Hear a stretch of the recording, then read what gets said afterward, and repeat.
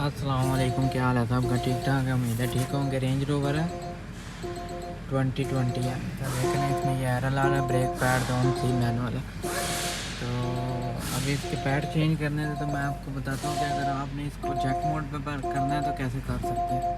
ये देख, Jack mode पे करना है तो कैसे कर सकते हैं। ये देखें ना, ये मेन्यू जाए खोल लें, यहाँ फिर ये कार का ऑप्शन बना हुआ, इधर जाएँ। ये देखें ना, ये राइड हाइट है, ये एक्सेस पे गई। अभी ये देखना, ये बफरिंग हो रही है और ये गुड हो गया। अभी ये आपने लॉक करना है, तो ये अभी लॉक हो गया जैक मोड पे। ये अपनी इधर आप अभी ये आप इसको ना जैक पे लगा सकते हैं।